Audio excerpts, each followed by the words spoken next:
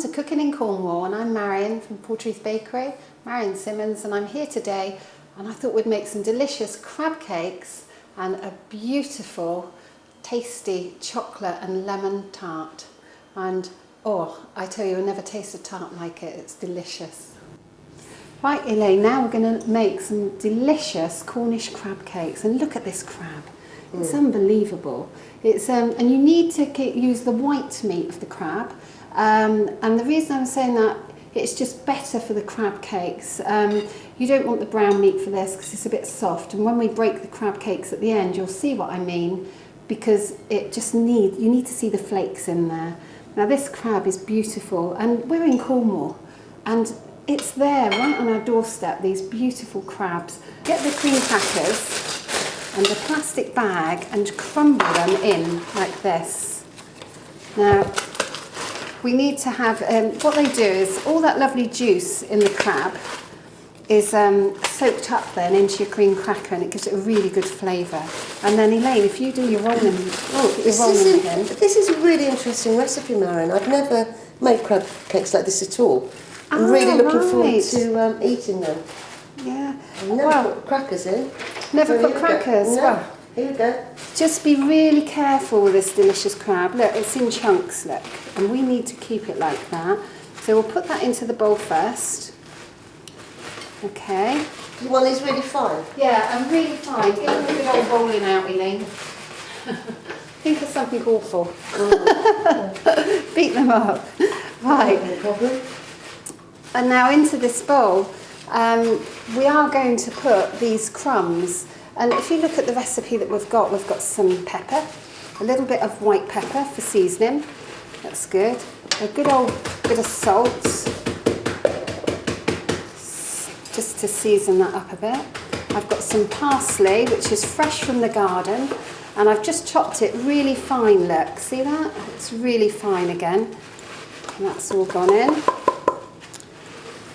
A little bit of, I've done my pepper and a touch of Worcester sauce. So, what I'm going to do with this, look, is I've broken an egg into the jug, quickly whisk that up. And I'm going to add to that a little bit of mayonnaise. A couple of teaspoons, isn't it? Tablespoons. Yeah, a couple of tablespoons. Got a little bit more of that. Oh, I've got my hand in already, look. Some mustard powder, give it a little bit of flavour. Bit of Worcester sauce. That was a lot of mustard. I tell you. It certainly is. Yeah, but you need that just to flavour it up, Elaine. Bit of mustard and a bit of lemon juice. You can do your lemon juice, and I'll look at your crumbs in it. Look at these. Do you sometimes... I'm quite careful with crab, actually, because I think it's such a delicate flavour. Yeah. Like a lot of seafood. Yeah, it is, but if you're going to have a crab cake, as long as you've got the chunks of crab in the cake, I think you actually have to have a bit of flavour with it, you know. And you see these, these are the crumbs that Elaine's just done for me. And that's your crackers. And this, see, all of this will all be soaked up, so you get the flavour almost separately. So, I'm really looking forward to trying them. Yeah, right. So in I go with my hands again, and just keep your hand like this and just literally fan your fingers through this. We don't want to damage those crabs. Look at that. There we are. Go on, Elaine. Pop it all in. All of it? I'm brave enough for this. Blimey, Go on, Elaine. Quite brave. There we are. And then just literally fold that through. And that's looking brilliant, look. Look at that. That's your crab cake. Done. Job done, look, Elaine. Fabulous. That's Lovely good. colour, isn't it? All those different... It's good, isn't it? Brilliant. And you can see all the big chunks of the crab here, look. We're trying not to break that up. Now it looks quite moist at the minute, but what we're waiting for is the crackers to absorb all the moisture. So we put them on a little tray in the fridge and leave them to rest. But I'll show you, if you pass the tray lane, we just literally make them into little balls again, squeeze them a little bit together to make them tight, and pat them down like that. So that's perfect. and then leave them to set in the fridge. So, and you just squeeze them a little bit, just so that you know that they're, like, hold your hand, you know it's all glued together really, and then just pat them down. Now you can have any size you like, but I'm only going to make smaller ones today because I think they look nicer. Wouldn't these go well with Cornish new potatoes and asparagus? Oh yes, oh, and that asparagus last week was brilliant, wasn't it? I forgot to bring the cake. Right, and you see I'm pushing these down a bit because we want them to cook all the way through. There we are. They're looking nicer. Smelling even better. We have to sort this smell-o-vision out, don't we? Yeah, there we are. So a little bit more. And if you see on this dish, I've got a dish, but I've actually put on the bottom some plastic because I'm going to put these in the fridge and I don't want them to stick and be difficult to get off. So if they did set and felt a bit sticky, you push your hand underneath the plastic and you'd still get them out all right. Try and keep them apart. There's one space there for you. Yeah, brilliant. There we are. So, and that's the crab cakes made. We'll pop them in the fridge in a minute.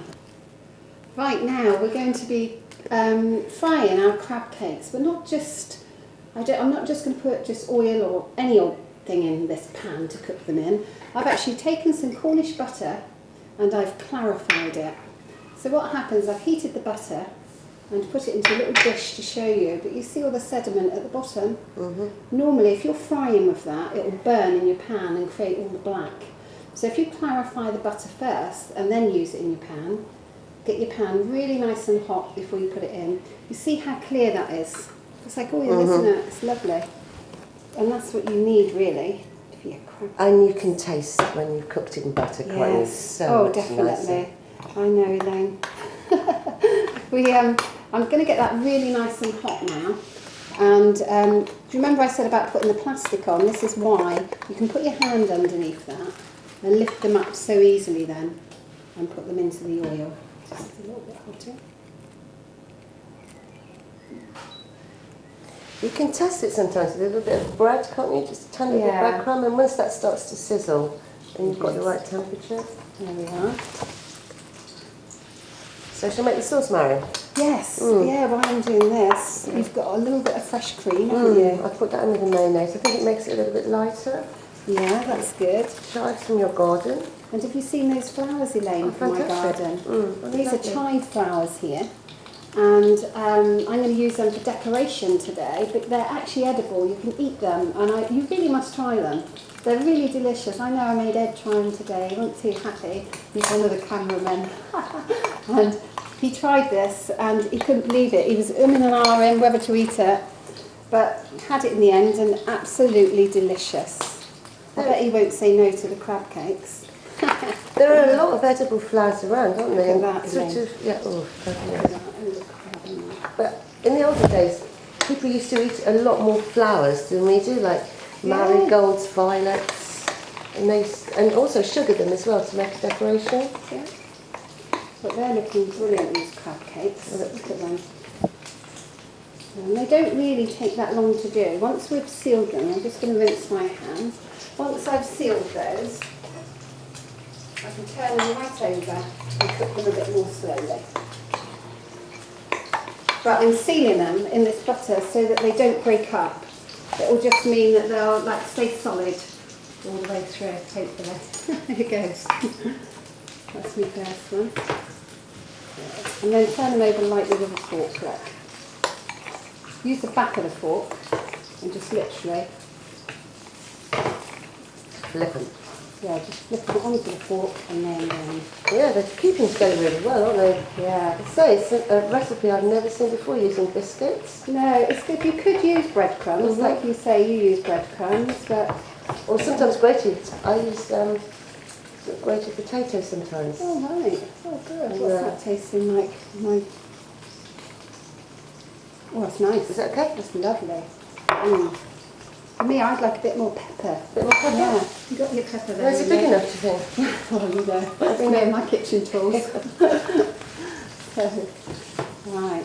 So you see these are... I've just pushed them down a bit. Now I've got a bit brave because they're nice and firm. And Elaine, what did you put in that sauce?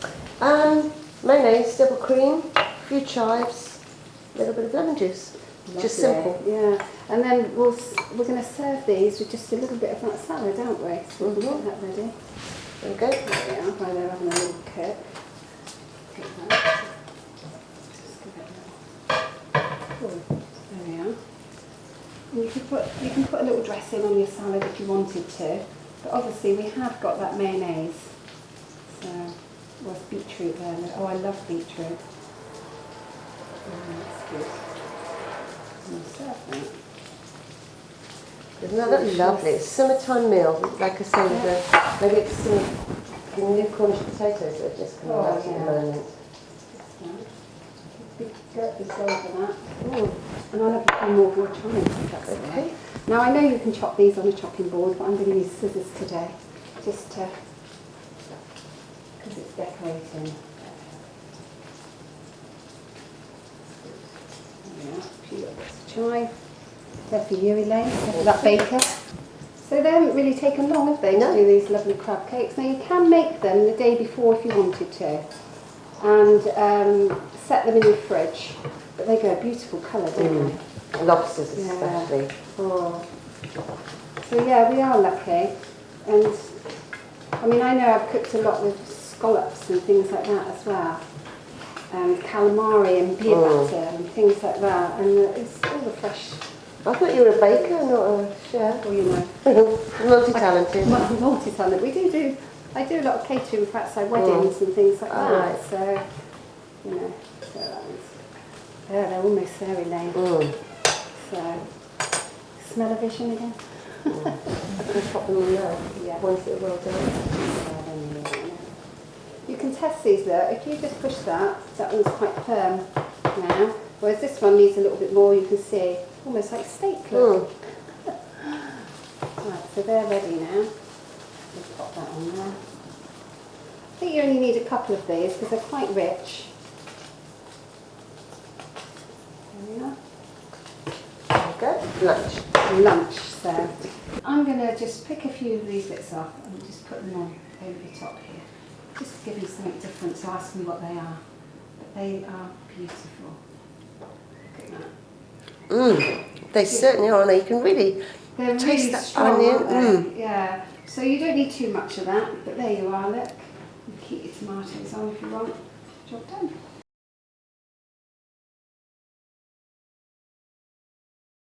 Saint Screen Print Company Limited. We specialise in supplying bespoke, personalised clothing and associated products. Based in Falmouth, we work across a variety of clothing markets, including corporate clothing, workwear, hospitality and sports and leisure.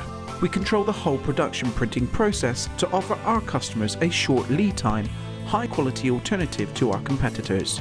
Call us on 01326 377 585 or find us at saints-screenprint.co.uk. Stevens Cornish Slate. Producing quality Cornish slate tableware by hand in Redruth in Cornwall. Add a touch of elegance and class to your restaurant table, hotel, shop or home. We specialise in making bespoke items for clients like Ben's Cornish Kitchen in Marizion, Portreath Bakery and the Falmouth Hotel. We can do the same for you. Shop online too at stevenscornishslate.co.uk. Stevens Cornish Slate, made in Cornwall with pride.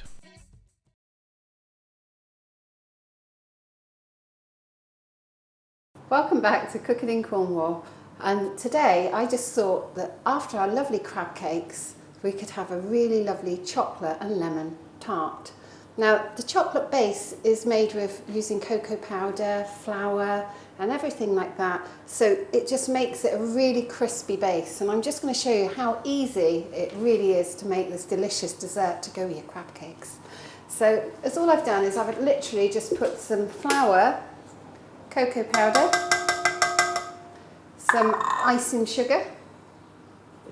Now make sure your icing sugar's not got lumps in it, because if it has got lumps, so you can sieve that first. If the lumps are in it, when you roll it out, you'll have little white dots all over your pastry and it doesn't look very nice. So I've got a tiny pinch of sea salt and I'm just going to literally Mix that together. Done. And then I've got some unsalted butter. So it's quite a simple, it's like a pastry really, but it's a chocolate pastry. So, and that's just going to be mixed to a fine crumb. And it's just coming together now. And that's it done. That wasn't difficult, was it? I always say that, don't I? So, then I'm not using any flour at all for this, because the same as if I put flour down, when you take it out of the tin, you'll have streaks of flour, and sometimes it can look like it's mouldy on the bottom if you put flour. So we don't want to put the flour down. And if you've not got a granite work surface, see if you can get yourself a little granite chopping board or something like that to roll out on. But look, that's lovely. Look at that. That's good. And it's nice and clear, look. So now what you need to do with that is refrigerate it for about half an hour at least, or overnight if you want to prep ahead. And that's all there is to it. And that's your pastry done. Right, I'm going to now just pop this into a plastic bag and refrigerate it. But if you have a look at that, it's quite, see, inside there. And if you smell it, you really will smell the cocoa in that, and it's delicious. Ooh. Just pop that in the bag in the fridge. There we go. You try and get all of the air out of that, because sometimes when the air gets to any kind of pastry, it will crack on the top when you're rolling it, and that's what gives you that jagged edges, and we don't want those. So that's good. Right, I'm going to just leave those to rest. Right, I've now got my pastry, my chocolate pastry from the fridge, and it's just right to roll now. So you take that out, and I'm just using a loose bottomed tin, like this, look. And they're much better to use, although they say you don't need to grease this. I actually always do, just in case. There's nothing like having the sides ripped off your cake because you haven't greased it. So I've just literally got a tiny bit of oil and just around the edges. Now, that's that. Alright. And I'm going to roll out, as I said, with no flour or anything like that on the surface. And because it's round again, we keep this round. And always start in the middle and then go towards you. And so go away and then towards you. So you never really go over the middle bit, that's just stretching it out. So give it a little pat, as you see. And I pick it up and turn it just so it doesn't stick to the work surface.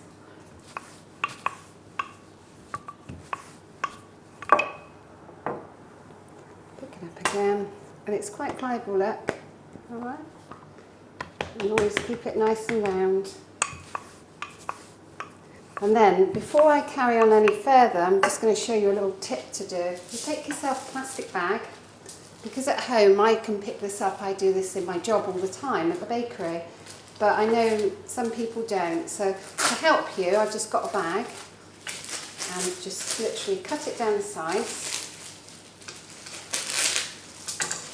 Open it out, and as you're rolling, put this on, and it will actually keep it stronger for you to lift up. So we can carry on rolling, and then when you pick that up in a minute, it will be easier for you to roll onto your rolling pin. Now don't push too hard. You'll see I'm pushing out from the middle here. Don't push on the sides, because otherwise it'll go really thin and burn and crack when you cut it. And then just literally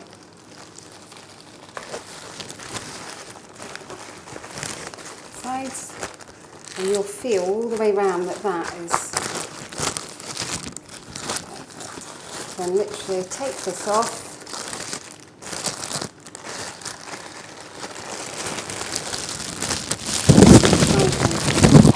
Wasn't too much hassle, was it?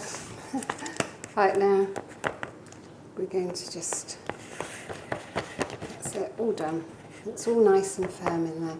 Now we need to trim the side of this Now what I would do is pick it up, but remember the base is going to push up, so don't hold right in the middle, and just using the back of a knife, trim away from you.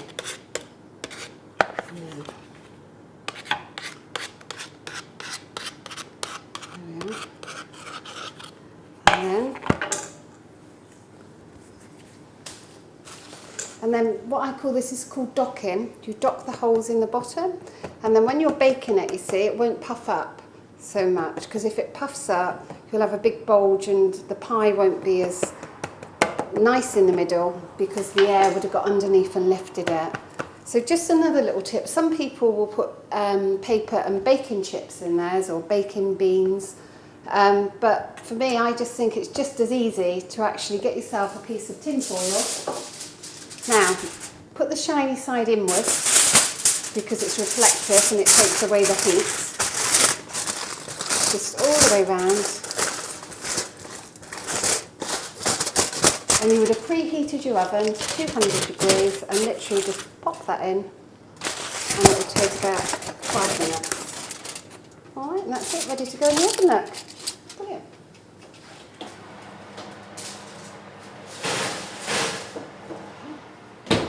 Job done. Right, while that's baking, the base, the chocolate base, we're going to just make the lemon filling for the middle. Now it's pretty simple to make this. So you just crack 4 eggs into a jug, and I've mixed already some lemon juice and caster sugar together just so it dissolves, because if it dissolves you don't get that awful grain, so it's better to actually let it dissolve a little bit first. Right. Now, so into my bowl,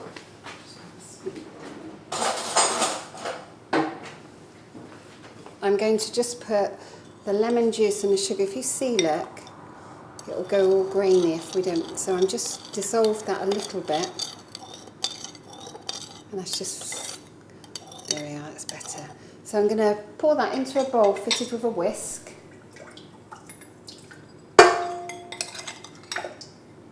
Okay. And then I'm just going to put a little bit of the zest in. Now try not to get too waxier lemons again, because the wax on them isn't very good. It almost stays hard in bits on it. So we'll just put a little bit of this zest straight into the bowl. Oh, that smells delicious. So just gives it that. If you just use one little piece of your grater, then it's easier in keeping one space, and then you'll get more of your lemon out. And remember to, when you're doing the juice from your lemon, just warm it through a little bit in your microwave or on top of an oven first.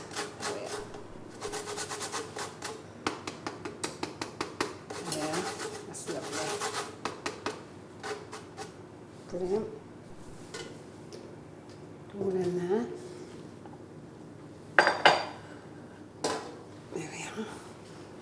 Those lemons for later. Now I've just, so it's the sugar, the lemon juice, the lemon zest, and don't get the white in there, because the white is, that's a pith and it's really, really bitter, so you don't want that. So literally just put your eggs in, whole eggs, and remember to crack them into a jug first, because if you get a rotten egg you'll lose a lot. And then just, this is nice double cream, some Cornish double cream going in. It's not fattening at all again. Alright, and then that's ready then. Just a quick whisk together. So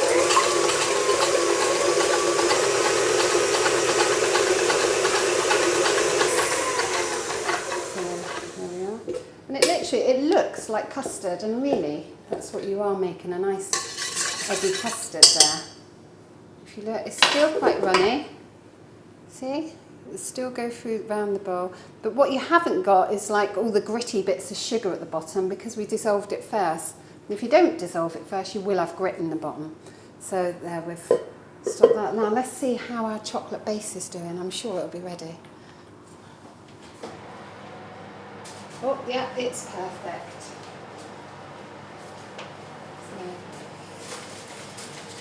So, But remember, taking this out of the oven, don't push your hand underneath because it will lift the lid. Underneath, yeah. There you are, that's perfect. Now, if you look at that, while it's still nice and warm, you need to get your chocolate. Now, don't buy cheap chocolate. You need to get something that's literally minimum of 70% cocoa in it, but this one's actually 90, and it's a really good quality chocolate because, and I'm grating it on there while it's still hot, because if I do that, then I know that when I tip my egg on, all the bits of chocolate won't just come up through it, because it does do that. So that's melting as I'm putting it on. A nice bit of chocolate in there. Make sure the whole base is done. Now I've got you can use about 75 grams of this chocolate when you're doing it. So, you know, allow time to do it. And as soon as it comes out, look, you can see it's actually melting as I'm putting that on there.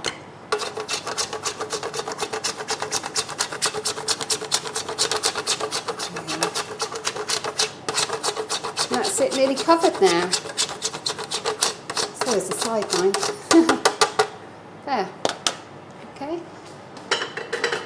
So don't wait until that's completely melted. And I might make a little bit more in there, so a little bit less than that. And like I'm saying, don't put chunks or anything like that. You have to just be a bit patient with it.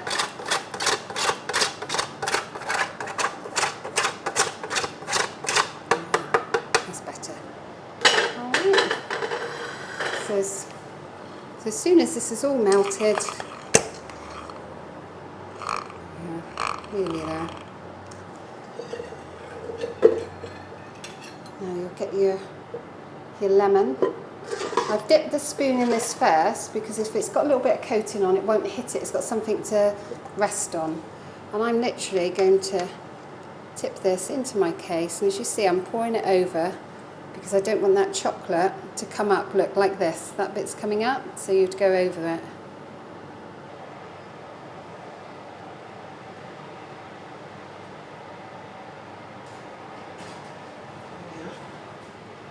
That'll take about another 20 minutes to cook, and it should set, if you shake it, it just sets exactly like a quiche, like the one we did a few weeks ago, so it shouldn't wobble on top, and it'll set really firm, so I can't wait to try that. Right, now our lemon tart is all ready to go, and I'm just going to, I've melted a little bit of chocolate, and I'm going to put it in a bag just to decorate. So nice just to make a simple dessert like this. There we are, not too much. Now I was just going to just put a little bit of sugar and then some chocolate on. Now you can go fancy like this, or you can just spin it across the top. There we are. How easy is that? I hope you've enjoyed the show today. Enjoy your crab cakes and enjoy your lovely pudding.